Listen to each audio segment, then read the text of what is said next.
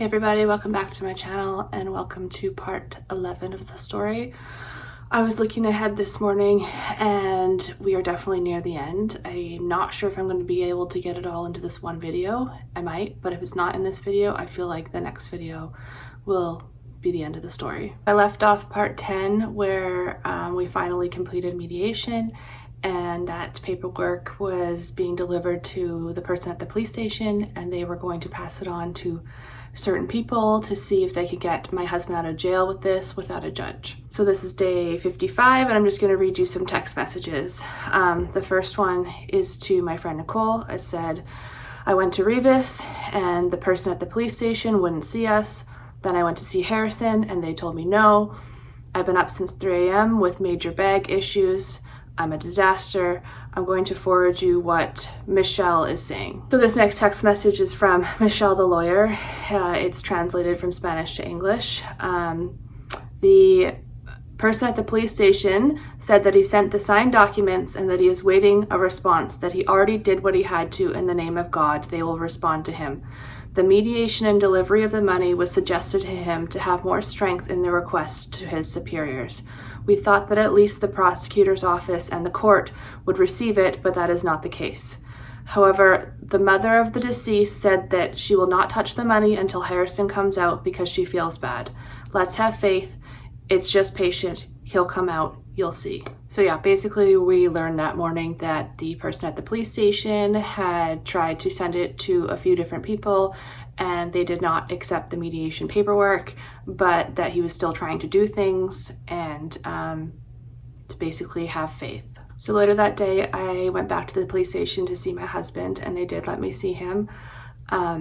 I remember this day very vividly, but I think I'm just going to read you the text to my friend because it's easier than explaining it. However, before I read the text, I just want to say that throughout this entire time, my husband was so strong. Every time that I saw him, strong is the only word that I can think to use. I never saw him panic. I never saw much fear out of him. There was so much positivity. And again, I think Greg being with him as long as he was really helped with that situation. But up until this point, I never saw him not strong and positive. And this was the first day. So I text my friend Nicole. I just got to see Harrison. I was right that he wasn't doing well. Oh, I remember this. So at this point, I haven't talked much about the notes, but we are very much sending notes back and forth every single day. It was definitely keeping both of us going, and it went through his laundry in the morning. And yeah, he would send back a note with his laundry, and we would send a note back in with his fresh laundry. And I always had that communication going, and I am so forever grateful that I had that communication, especially on days that I wasn't able to see him. But that morning, I must have gotten one of the notes and something in it just gave me a sense that he wasn't his strong, positive self. So sorry, I just got to see Harrison. I was right that he's not doing well. He hasn't been sleeping. He couldn't remember if it was 2024 or 2025 and spent all yesterday trying to do the math with his birthday and it freaked him out. He thought today was our daughter's birthday, but it's tomorrow. There's more to the text, but I think I'll stop there. So this was hard. This was really hard to see him again, not his typical self. I don't know why he was trying to figure out the date or like where this came about, but it did. And he couldn't figure it out. He couldn't figure out what year it was. He didn't have a calendar or access to anything, and for whatever reason, he just legitimately couldn't figure out what year it was. And not only that, he thought that that was our daughter's birthday. However, it was the next day because there's no sense of day and time. And it's the first time that I really saw him in a bad spot. And I just remember trying to be extra strong for him that day and just being there for him. I said, it breaks my heart into pieces, but I've committed to stay strong until Wednesday for the pardon. I had to be strong for him and couldn't show him I was struggling. If he doesn't get out, then it'll be full breakdown mode. I don't even want to think about it. He must get out. So yeah, this was a really hard day. I feel like my hope wasn't as strong as it was before, now knowing that mediation was complete, because up until this point we were just waiting for mediation, and then we thought after that he would get out, and there was so much hope in that. But at this point we had completed mediation, and because there was no judge, we were just trying to send it to whoever we could to show, look, we've mediated with the family. There's no judge, so he's sitting in jail essentially for no reason at this point. We just need somebody to recognize this and let him out of jail, and it just wasn't happening. So again, the days were long, especially heading into a weekend, because this was a Friday, and I still had that hope about the pardon, the Mother's Day pardon for the Wednesday, but knowing that my husband was essentially breaking down made it even more difficult. Okay, day 56 was a Saturday, and not much went on. I just have notes back and forth with my friend about the GoFundMe. Again, it wasn't posted at this point, but the draft basically was going back and forth between family members, because we were just unsure of how much to post and what would be safe to post. And so anyways, the wording for that GoFundMe got changed many, many times. And on Sunday, day 57 is when it went up. Day 57 is also where I start talking about our animals, and this is a part of the story that I have dreaded filming, and that I don't like talking about. I mean, there's a lot of parts of the story that are really hard, obviously, but the animal situation really weighs on me, and I'm going to explain it all now, but just know that these things happened over the next 2 weeks, but I'd rather just talk about the animals now and be done with that that section of the video. So again, living in Nicaragua for 3 years, we had a lot of animals, and we rescued a lot of animals, and we are huge animal lovers. And at this point in time, we had 4 cats and 2 dogs, and knowing that we would be moving back to Canada as soon as my husband got out of jail, or as soon as I was fit to fly, we knew we couldn't take them all with us for a variety of reasons. The dogs, for example, were too large to fit in a underseat space on the plane. They would have had to go cargo under the plane, and airlines only let you fly them certain time of year when it's not too hot to fly the animal. So that was a problem.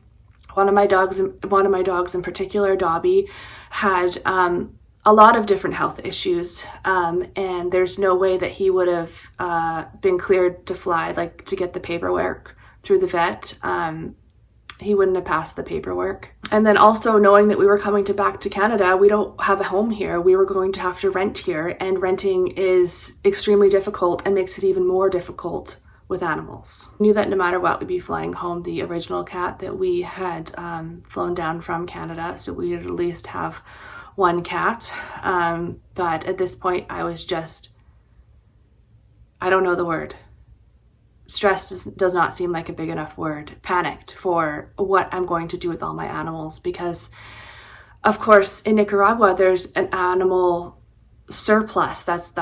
There's an animal problem. There's animals everywhere that need homes, and that's how we ended up with so many animals in the first place, and there's still so many more on the streets, and all the animal shelters are always at capacity, and everybody that I knew already had all the animals that they could handle. So this day in particular, I was messaging with a different friend, asking her if she could call shelters in the area that we live in Canada to see if we were able to fly back the animals that we could fly back, if any of these shelters would take these animals. And unfortunately the answer was no. None of them would take an animal that came from a different country. So long story short, there was a lot of days in the next 2 weeks where I didn't know what I was going to do, and I'll just tell you where all the animals ended up going, but that didn't play out this day. So with our 4 cats, we flew home with 3 of them. The 4th cat, I reached out to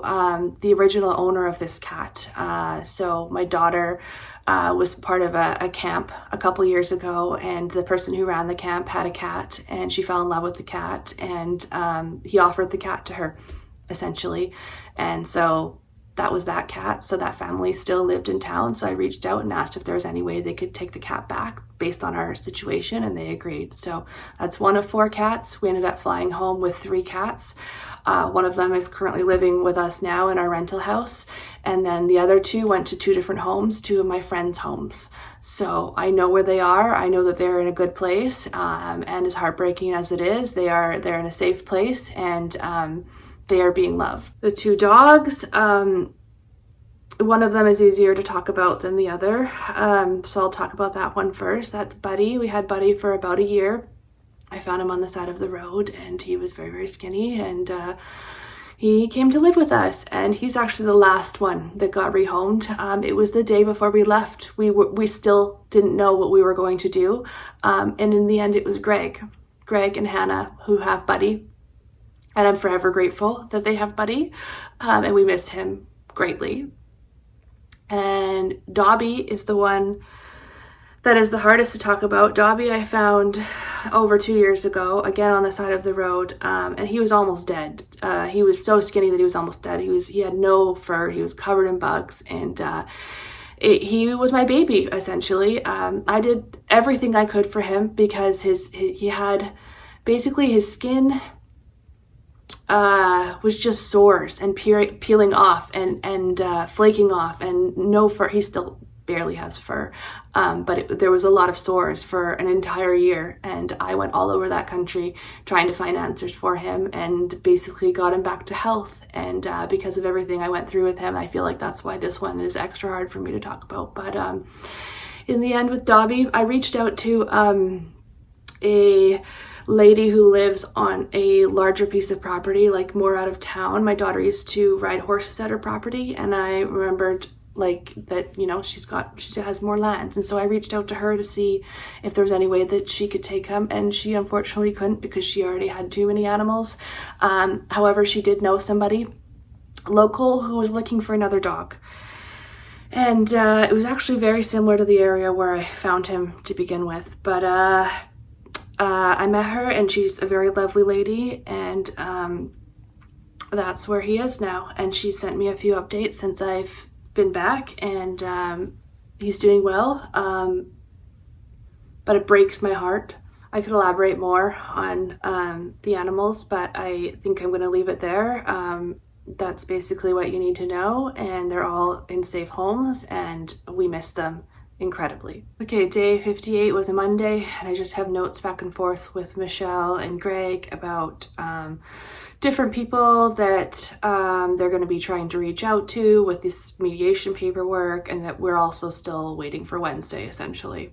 I went to see my husband again because at this point I was going every 2 days because the embassy had told me that I would be allowed to see him every 2 days, and that didn't always happen, but I still tried.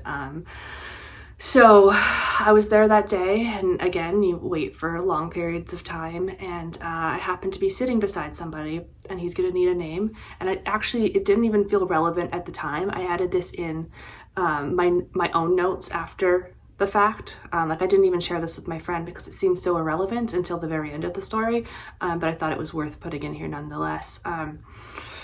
So I'm at the police station waiting to see my husband, and I'm laying on my pillow because, again, I'm not doing very well. And there's a man sitting beside me, and I recognize him because I have met him before, an expat, basically. Like I had met him before living in the town that I live in. I don't think he knew who I was because I just met him in passing, but he turned to me and he said, "What, are you planning to move in?" I remember this very clearly because, again, I'm laying on a pillow. And I said, "It feels like I live here," basically, because I'm always waiting at the police station to see my husband. And he said, "Why is that?" And I said, "Because my husband is here." And he said, "Oh, that's your husband." I said, "Yeah, that's my husband." He's like, "I heard about that, the car accident." I said, "Yes." Basically, long story short, he wanted to know more information about it because he was waiting for another issue of his own to speak to the police, and we were chatting, and he said, "Hang on a sec," and he went out into the parking lot of the police station and had a phone call and came back and basically told me that he spoke to his own set of lawyers and was talking up his lawyers as they're like the most powerful lawyers. Again, I've heard this so much from everybody who has a lawyer recommendation. Everybody seems to believe that their lawyer is like the highest power or has the most pull or whatever. I'd heard this so many times by this point. So he came back in and he told me that, he spoke to his powerful lawyers and that they wouldn't be able to do anything this week, but the next week they would be able to help get my husband out of jail. And I didn't even know he was going to call them. He didn't ask me or anything. He just said that to me. And I remember just being like, okay, well, thank you. Like I was so, I'd heard this so many times before and had dealt with so many like lawyers and recommendations at this point that I didn't have high hopes for anybody, for anything. I just, I figured it couldn't hurt and I thanked him and that was that. We ended up exchanging phone numbers and I remember that a couple days later he ended up texting me at 3 a.m. I didn't wake up to it, but I saw it the next morning that he had been speaking with his lawyers and basically that they were on the case. And again, I didn't really think anything of it because I knew that my lawyer was doing everything she could. The embassy was doing everything she could. I just thanked him, essentially. Okay, day 59 was a Tuesday, the day before the Mother's Day, where prisoners get released for the pardon. And I remember being nervous at this point because Greg had told me that they usually know for sure on the weekend, like the weekend prior, who was going to be let out, and I hadn't heard anything. So my hopes were starting to fade on this situation. And I have text messages back and forth between myself and Greg that day. Basically, he was at an event in Rivas and had been speaking to this person who knew who was getting out, essentially, who had put him on the pardon list. I remember directly asking him over and over again, did you speak to this guy? Did he say anything about the pardon? Is Harrison going to get let out? And he wasn't directly answering my message. He wasn't directly answering my question. Every time I asked the question, he responded with something else that wasn't directly answering my question. And as that went on, I just knew he knows that he's not getting out, because I assumed this guy would know. If it's the next day, he would know by now, and he was speaking to him. And so at the very end of the conversation, I was like, basically, do I tell Harrison that he's not getting his hopes up for Mother's Day? And Greg said, we don't know for sure. The person requested it, but we don't know. We hope someone says yet. It doesn't depend on this person. I know that was very vague, but basically I was questioning Greg hard. I was like, if you're speaking to him, I feel like he should know by now. Like, they definitely know who's getting out tomorrow. Why isn't he telling you? Can you just tell me if he's not getting out? Because I want to let Harrison know in a note not to have his hopes up, because at this point we were just waiting on this Wednesday thing, because nobody was accepting the mediation paperwork, and this Wednesday had been this big hope that he would get out on a pardon. And I felt like Greg knew and didn't want to tell me in that moment, and so I was questioning him. That afternoon is basically when I had a breakdown. I was like, I think he knows he's not getting out. I had all the hope in the world that Wednesday, was the day that it was going to happen, that we had mediation paperwork done, that one way or the other he was getting out, and we were approaching Wednesday, and nothing was happening. I have messages with my mom letting her know, and Harrison's parents as well, because again, both sides of the family were asking if they could reach out to different people in Parliament here in Canada, or their connections, to see if they could help. And we were holding off. This whole time we were holding off because we didn't want to make things worse for my husband's case. And this was when I just broke down and said, F it, basically, like, contact whoever you want to contact, because I don't think this is happening. Also that day, my friend Nicole, because she was in charge of the GoFundMe, she got an email from City News 1130 Vancouver, because they had seen the GoFundMe and were wondering if they could basically publish the story or interview us or get any information they could to go live with the story in the media. My friend Nicole ended up sending that to an aunt of mine, who reached out to the media and just asked them to hold off for the moment, because again, we wanted to get all the help we could, but we still weren't sure if the media was the right answer. I was talking to the embassy, and I was talking to my lawyer Michelle as well, asking them what their thoughts were on this going to the media, and they both warned me not to. Is the short version. So yeah, because we had a lot of fear, she asked the media to hold off for the moment, that she would let them basically have the story first when we were ready to talk about it, but that to not post anything right now if they could. Sorry, I'm reading a voice memo from my friend. A lot happened this day. A lot of different things.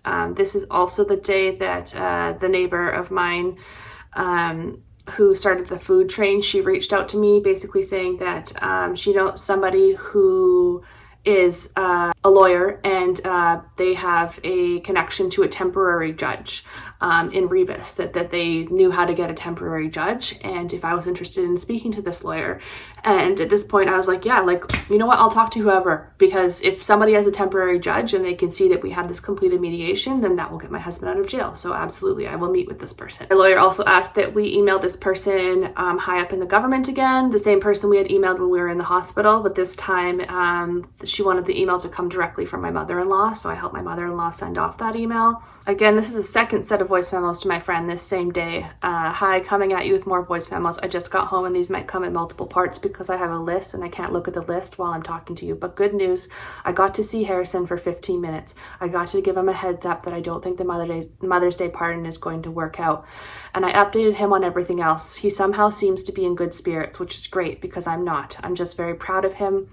Then we went to go see the other lawyer. Did I tell you about the other lawyer in the last message? I don't even remember. So yeah, so many things were happening that I didn't even remember what I was telling my friend at this point. But after I saw my husband that day, I went and met with this lawyer, and my father-in-law was with me, and we met in town, the town that I lived in, and it basically, it wasn't what I thought it would be. I kept directly asking, like, okay, you have a temporary judge, can we see this temporary judge? And he was basically saying that he doesn't think that's the answer. Like, every time I was asking about the judge, he was redirecting the conversation to different things he thought needed to be done. Like, one, for example, is he was saying that the mother of the deceased needs to go to the public ministry in Managua and plead her case there about the mediation papers. And I said, you know, we've already been to Managua. Anyways, he was just talking about a lot of different things that we had already tried at this point. And because I was so directly asking him, like, what about your temporary judge that you have this connection to? And he wasn't giving me a solid answer on that. I knew that this guy wasn't going to be able to help us. I can't remember if it was Greg or Michelle, my lawyer, but one of them told me at this point that I needed to contact Nathan from the embassy, and then I needed to request that he take the signed mediation papers to the foreign ministry in Managua. So I remember emailing Michael that night. This was after working hours, and letting him know that. But I didn't have much hope at this time because, like I said, this is so hard to go over because it's like this and then this thing and then this thing and then this thing, and there's just so many things being thrown at the wall and none of them are working. So I just didn't have high hopes, but again, I couldn't stop. Whatever was suggested to me, I wanted to keep doing in case one of these things worked out. Okay, we're now on day 60, which is Wednesday, and it doesn't get less complicated here. Again, I sent another voice memo. And this is the day that I had a realtor come over and look at our home to get it ready to list. I also had to contact a lawyer and get a power of attorney set up because our plan at this point was to very much leave as soon as we were able to and sell our house when we were not living there. So we needed a power of attorney, and that ended up being my neighbor Brian. I went to the police station that morning because it was the actual visitation day, and I basically said that they only give us 10 minutes. That was the shortest visitation out of the entire time that he was there. Wednesdays were usually at least 15 minutes, but I remember this day being 10 minutes, and the entire time I was just trying to ramble off all the things that I'm trying to ramble in this video. There's so much more. But I wasn't even done talking, essentially, when the meeting with my husband was over. When I got out of the meeting, Greg had messaged me, and basically he wanted to try one of his lawyers in Managua, and felt like they might be able to get this paperwork, this mediation paperwork, seen by somebody there, and basically asked my approval to go ahead and do that. And I said that's fine, and I think he said he was meeting with that person next week. And this is the day that I also spoke with Nathan from the embassy about my email the night prior about him getting the signed mediation to the foreign ministry. And this is when I questioned him about the media some more and whether this story should go to the media, if it would help or hurt his case. And he said that it might hurt his case and that he might get deported. And I said, isn't that, a good situation at this point? Like, I'd rather have him deported than sitting in jail. Like, we've done the mediation. And for lots of reasons, he basically advised that we don't go to the media. This is also the day that the prisoners on the pardon list, again, not all of them, but my husband was on that list. He would have gotten out, and he clearly didn't get out. So That's when we realized that that plan was not going to work. Okay, day 61, Thursday, and again, I'm just sticking to what's relevant because it's getting really, really complicated, but I spoke to Nathan at the embassy, and that morning someone had gone to the foreign ministry to try and submit the completed mediation paperwork, someone from the embassy, and they didn't accept this person, but later on in my notes, they went back that evening, somebody else from the embassy, and the foreign ministry ended up accepting the completed mediation paperwork. I'll just read some of the voice memo to my friend.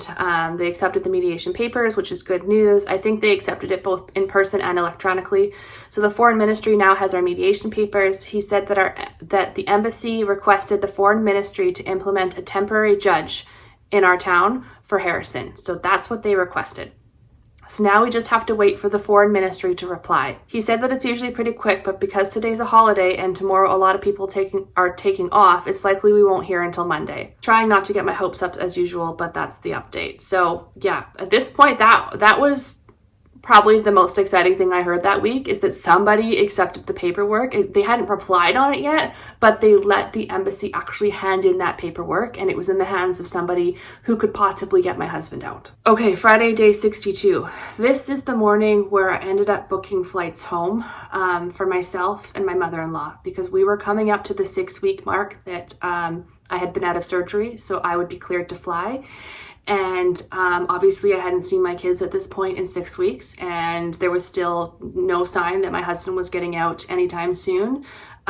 So my father-in-law was going to stay, and my mother-in-law and I were going to fly back and see the kids. At this point, I didn't know what was going to happen. I didn't know how long I would be there for, because obviously my husband was still in jail in Nicaragua, and I'd be in Canada here with the kids. And so I knew I wouldn't be flying back and staying back. I'd have to come back and see my husband, but I needed to go see the kids. And I also needed to get to an ostomy nurse here in Canada, because I was having so many issues, and I just really needed to see somebody. And I remember being really panicked about booking this flight also and coming back for medical reasons, because when you leave Canada and you become a non-resident, which we were, we no longer had any sort of medical coverage. So we did not have MSP anymore, because we were living in Nicaragua and we didn't need it here in Canada. But when you move back to Canada, there's a 3-month waiting period to basically get medical coverage again. And this will come up later in the story, but that whole situation made me nervous. So yeah, we booked flights home for 2 weeks from this day in the story. Then something really big happened that afternoon. And it's written down in capitals. No one can know this. Michelle, the lawyer, is not even telling Brian, my neighbor. So part of what I left out in the beginning of the story, something I didn't feel comfortable sharing, comes into play here. And the way I'm going to share it, I think is okay. But one of the people that, after we got the new lawyer, Michelle, one of the things that we did is that we met with somebody one evening. And I know I've seen a lot of comments like, can't you just bribe people? Can't you just pay people in these countries to get your husband out of jail? And no, that is, I asked the same question, not a thing. However, we were able to pay someone to basically give us a heads up if anything was happening with my husband's case. And again, I'm not going to get into more details than that, but that happened weeks ago in the story. And it came into play this day. So basically this person ended up giving a heads up to my lawyer that my husband's file had been pulled and that it was going to be taken to the next town. And this is the most excited text message I ever received from her, with so many emojis, and it was good news. It basically meant that things were moving forward, that something was happening in his case and they needed his file, and that things were looking good. I remember asking her, like, what in particular does she think is happening? And she said that she thinks that the foreign ministry is moving things forward with the mediation paperwork, and that's what's pushing things forward. At this point, I hadn't heard any confirmation of this from Nathan at the embassy, but it didn't matter because I was just so excited that his file had been pulled. So I remember being so overjoyed that evening, in disbelief, to be honest, that his file had been pulled. I didn't know what that meant. I didn't know if that meant he was getting out right away, or if it would still be some time, or, you know, like I was trying not to get my hopes up because I had gotten my hopes up so many times in the past. And but I very much had my hopes up. I remember writing him, because again, I wrote him a note every evening that got delivered the next day. And I remember writing the note, but trying to be super vague at the same time, just in case anybody came across the note. I didn't want that information to get out there. But the next day, which is day 63, in his note that he replied to me, he said that this is a text message. I got a note from Harrison this morning. The captain asked him to confirm his name and birth date last night, and then they took new mug shots of him. He said the same thing happened to Greg before he got released. Fingers crossed. And like, again, I don't have words. I was so excited that day. So I think I'll leave this video here on a positive note. There's still 1 week left in the story, so there still is quite a bit to explain. It's not like he got out that day or the next day. So I'll put that in the next video. And then there's a lot to explain kind of after the fact as well. And I'd rather that all be together with the day that he got out. So yeah, there'll be one more video to come.